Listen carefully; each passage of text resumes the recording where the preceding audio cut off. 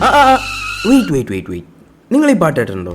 വൈശാഖ സന്ധ്യേ നിൻ ചുണ്ടിലെന്തേ അരുണ സഖിതനാഥ. ഈ പടത്തിലെ ഏറ്റവും വലിയ മിസ്സിങ് എന്താണെന്ന് വെച്ചാൽ, പൊതുവെ വലിയ സ്റ്റാർസ് എന്നെ വെച്ച് എന്ത് വേണമെങ്കിലും ചെയ്തു, ഞാൻ എന്ത് വേണമെങ്കിലും ചെയ്തോളാം, ഞാൻ തല കുത്തി മുറിഞ്ഞോളാം, എന്നെ മാക്സിമം ഉപയോഗിച്ചോ, ഞാൻ ഈ പടത്തിന് വേണ്ടി 100% അകത്ത് കൊടുത്തിരിക്കും എന്ന് പറഞ്ഞ് നിൽക്കാറുള്ളത് വല്ലപ്പോഴാണ്. അതുപോലെ മോഹൻലാൽ നിന്ന പടമാണ് ഇത്. പുള്ളി ഇത് ആദ്യമായിട്ടൊന്നല്ല ചെയ്യുന്നത്, നമ്മൾ ആറാട്ടിലൊക്കെ ഒരുപാട് കണ്ടതാണ്. പക്ഷെ അത് പലതും ഫെയിൽഡ് അറ്റംപ്റ്റ്സ് ആയിട്ട് പോയി. ലാലേട്ടൻ ഇതിൽ 100% ഡയറക്ടറിന്റെ ആ ഒരു വാക്ക് കേട്ടാണ് നിന്ന് ഈ പടം കണ്ടാൽ തന്നെ നമുക്ക് മനസ്സിലാവും. എന്നെ ട്രോളിക്കോ, ഞാൻ ട്രോളാം, ഞാൻ പറഞ്ഞ എന്തിനു വേണമെങ്കിലും ട്രോളിക്കോ, എന്ത് വേണമെങ്കിലും ചെയ്തു എന്നും പറഞ്ഞ് 100% കട്ടയ്ക്ക് അങ്ങനെ കൂടെ വന്നുണ്ട്. ആൻഡ് തരുൺ മൂർത്തിനെ പറ്റി നമ്മൾ എടുത്ത് പറയണം. കാരണം എന്താണെന്ന് വെച്ചാൽ, ഒരു സിമ്പിൾ പ്ലോട്ട്, ഒരു സിമ്പിൾ കഥ എത്രയും പ്രെഡിക്റ്റബിൾ ആയിട്ടുള്ള ഒരു കഥ അതിനെ ഡിഫറെൻ്റ് ആക്കിയത്, അതിന് പെർഫെക്റ്റ് ആക്കിയത്, അതിന് നമ്മളിങ്ങനെ പിടിച്ച് നിർത്തിയത് അങ്ങേരുടെ സ്റ്റോറി ടെല്ലിംഗ് രീതിയാണ്. എങ്ങനെ ഒരു സിമ്പിൾ പ്ലോട്ടിനെ ഇത്ര കിടിലനായിട്ട് അവതരിപ്പിക്കാൻ പറ്റും, ഇത്ര മേക്കിങ്ങിൽ പിടിക്കാൻ പറ്റും, എങ്ങനെ സ്റ്റോറി ടെല്ലിംഗ് കൂടെ പിടിക്കാൻ പറ്റും, നമ്മളെ പിടിച്ചിരുത്താൻ പറ്റുമെന്ന്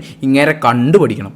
പിന്നെ ഇതുപോലത്തെ വളരെ സാധാരണയായിട്ടുള്ള ഒരു കഥയിൽ മോഹൻലാലിൻ്റെ പോലത്തെ ഒരു സ്റ്റാറിനെ പ്ലേസ് ചെയ്ത് അയാളെ മാക്സിമം ഉപയോഗിച്ചിട്ടുണ്ടെന്ന് പറയില്ലേ, മാക്സിമം ഉപയോഗിച്ചിട്ടുണ്ട്. അയാൾ നല്ല രീതിക്ക് പണിയെടുത്തിട്ടുണ്ട്, അതിൻ്റെ എല്ലാ റിസൾട്ട് വന്നിട്ടുണ്ട്.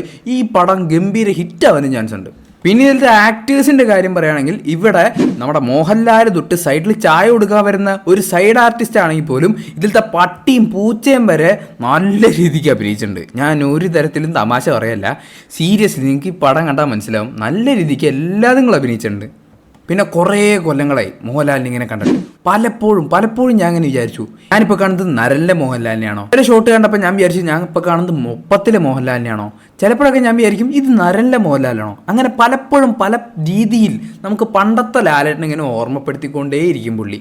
അതൊക്കെ നല്ല സീനായിട്ട് പുള്ളി ചെയ്തിട്ടുണ്ട്. പിന്നെ അഫ്കോഴ്സ് ഫാൻ ബോയ് ആണല്ലോ, ഫാൻ ബോയ് സംഭവം എന്ന് വെച്ചാൽ അതല്ല ഇത് എന്ന് പറയുന്ന രീതിയിൽ, അതായത് എമ്പുരാനല്ല ഇതാണ് സംഭവം. ലാലേട്ടൻ്റെ പടങ്ങളത്തെ ഡയലോഗും ലാലേട്ടൻ്റെ സിനിമാ പേരും ലാലേട്ടൻ പേഴ്സണൽ ലൈഫിൽ ഇൻ്റർവ്യൂവിലൊക്കെ പറഞ്ഞ പൊട്ടത്തരങ്ങൾ വരെ പുള്ളി ഇതിൽ ഉപയോഗിച്ച് നല്ല രീതിയിൽ സെറ്റാക്കി വെച്ചിട്ടുണ്ട് ഈ പടം. സെറ്റ്. ഈ പടത്തിൻ്റെ ഫസ്റ്റ് ഹാഫ് അത്യാവശ്യം കുറച്ച് ലാഗായിട്ടും പതുക്കെയൊക്കെയാണ് പോകുന്നത്.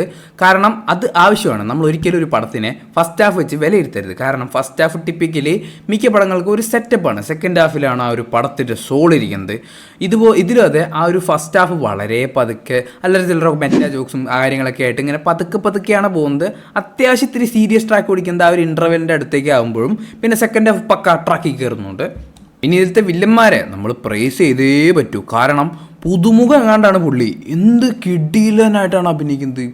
പല സീനിലും നമുക്ക് ഇങ്ങനെ എടുത്തിട്ടുണ്ടല്ലോ, അങ്ങനെയൊക്കെ തോന്നും. അങ്ങനെ പല മൊമെൻറ്റും ഇതുപോലെ അവസാനമായിട്ട് ഞാൻ മോഹൻലാലിനെ കണ്ടത് ഓർക്കുന്നതേ ഇല്ല. എനിക്ക് തോന്നുന്നു ലാസ്റ്റ് 2019 മോഹൻലാലിനെ സ്ക്രീനിൽ കണ്ടിട്ട് സന്തോഷത്തോടെ ഇറങ്ങി വന്നത്.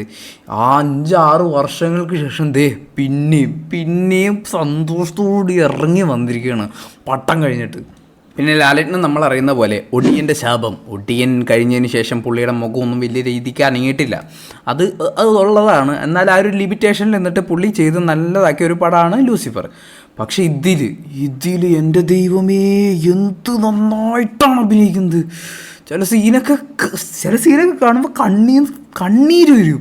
എൻ്റെ ദൈവമേ. അതിൽ ട്രെയിലറിൽ നമ്മളൊരു ഷോട്ട് കണ്ടില്ലേ, ആ ഒരു ഷോട്ടിൽ നമ്മുടെ ഒരു ക്ലോസപ്പിലൊരു ഷോട്ട് കണ്ടില്ലേ, ആ ഒരു മൊമെൻ്റാണ് എനിക്ക് ഏറ്റവും ഇഷ്ടപ്പെട്ടത്.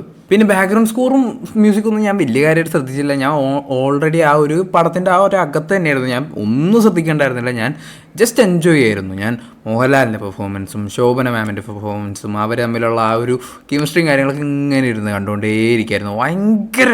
ഭയങ്കര രസം. ആൻഡ് സെക്കൻഡ് ഹാഫിൽ വരുന്ന ചില ബീജിയം ഉണ്ട്.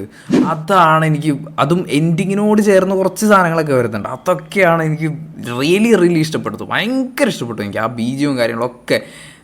പിന്നെ ഇതിലെ മേജർ മിസ്സിങ് എന്തായിരുന്നു എന്ന് വെച്ചാൽ, ഇതെൻ്റെ ഒരു അതിമോഹം ആയിരിക്കാം. ഞാൻ എവിടെയെങ്കിലും വേൽമുരുക ആരോഹരൻ്റെ ഒരു ചെറിയ ഭാഗമെങ്കിലും വരുമെന്ന് ഞാൻ പ്രതീക്ഷിച്ചിരുന്നു.